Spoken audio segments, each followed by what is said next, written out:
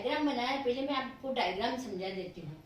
ये जीभ है, मुंह है, ग्रसिका है, यकृत है, आमाशय है, छोटी आंत है, बड़ी आंत है, ये डायफ्राम है, ये पित्ताशय है, पित्त नली है, अग्नाशय है और ये परिपोषिका है। अब इन सब का काम भोजन के पाचन तंत्र में होगा। अब सबसे पहले हमने भोजन मुंह में लिया और दांतों की सहायता से भोजन को चबाया। इसके बाद में जीभ ने भी भोजन को मुंह में उलट पुलट करने में सहायता करी और हमारे मुंह में लाल रस होता है। लाल रस जो होता है भोजन को गीला करता है और भोजन को आगे बढ़ाने में मदद करता है। तो भोजन मुंह से होता हुआ ग्रसिका तक आता है और ग्रसिका से भोजन पहुंचता है आमाशय में। आमाशय में जठर रस होता है और HCl होता है। यहाँ पर भोजन का पाचन शुरू हो जाता है। पित्ताशय से पित्त रस निकलता है जो पित्त नली से जाता है और भोजन यहाँ से आमाशय से होता हुआ छोटी आंत में जाता है।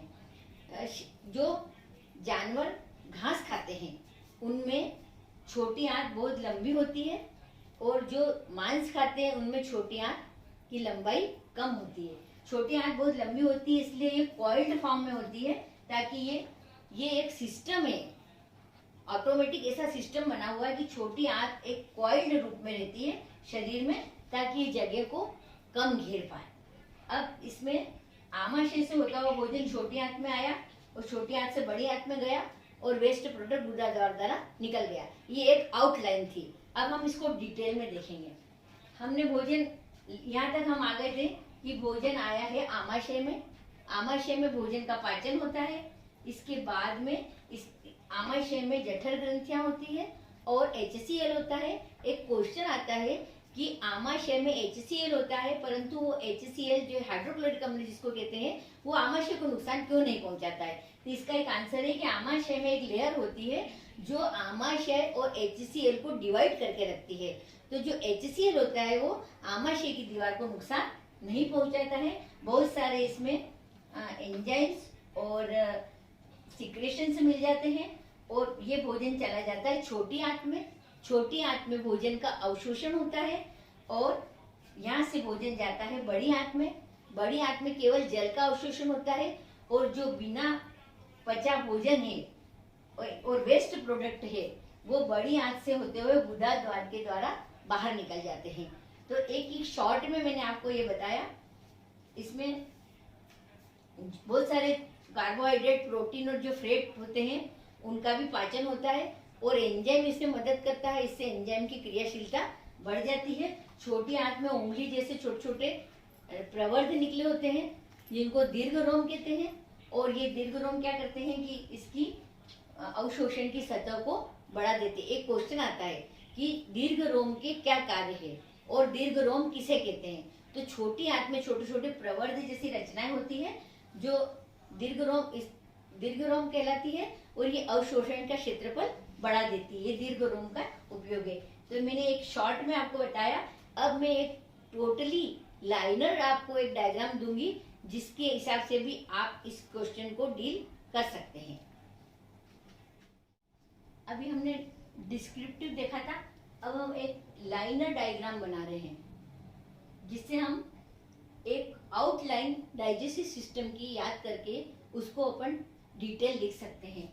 हम भोजन लेते हैं, मुंह में जाता है, दांतों के द्वारा चबाया जाता है, जीभ और लार इसमें मदद करते हैं, भोजन को गीला कर देते हैं और लार रस मिल जाता है। इसमें भोजन गीला हो जाता है। भोजन गीला होकर ग्रास नली के में जाता है। ग्रास नली के बाद में भोजन पहुंचता है आमाशय में। आमाशय में HCl और गैस्ट्रिक जूस होते हैं जो भोजन के पाचन में सहायता करते हैं। यकृत यानी कि लीवर यकृत रस का स्त्रावन करता है। अग्नाशय से अग्नाशयिक रस निकलता है और लीवर सबसे बड़ी ग्रंथि। एक क्वेश्चन आता है कि हमारे शरीर की सबसे बड़ी ग्रंथि कौन सी है? तो लीवर है। इसका मतलब यकृत है। ये मोस्ट इंपॉर्टेंट क्वेश्चन बनता है। यहाँ से भोजन का पाचन होता है और भोजन छोटी आंत में पहुंचता है और कुछ जो बच जाता है भोजन वो यहाँ पर छोटी आंत में एंजाइम्स के द्वारा और पाचित हो जाता है और एंजाइम की हेल्प से इसमें बचा हुआ भोजन का और पाचन होता है, और छोटी आंत में भोजन का अवशोषण हो जाता है। पूरी तरह भोजन को छोटी आंत अवशोषित कर लेती है। अब जो बिना पचा भोजन है या वेस्ट प्रोडक्ट है वो जाकर के बड़ी आंत में पहुंचते हैं। बड़ी आंत में जल का अवशोषण होता है, ये भी एक मोस्ट इंपॉर्टेंट ऑब्जेक्टिव होता है। छोटी आंत में भोजन का अवशोषण होता है और बड़ी आंत में जल का अवशोषण होता है। दो ऑब्जेक्टिव बनते हैं इसमें। तो अपन इसका आंसर में देंगे कि भोजन का अवशोषण छोटी आंत में और जल का अवशोषण बड़ी आंत में होता है। और बिना पचा जो भोजन होता है वो बड़ी आंत के द्वारा गुदा द्वार की तरफ चला जाता है और गुदा द्वार से वेस्ट प्रोडक्ट बिना पचा हुआ भोजन बाहर निकल जाता है। Thank you for watching this video. आप इस प्रकार की वीडियो देखते रहिए जिसमें मैं नई नई ट्रिक्स बताऊंगी जो आपको लर्न करने में बहुत मदद करेगी और एग्जाम में अच्छे अंक दिलाएगी।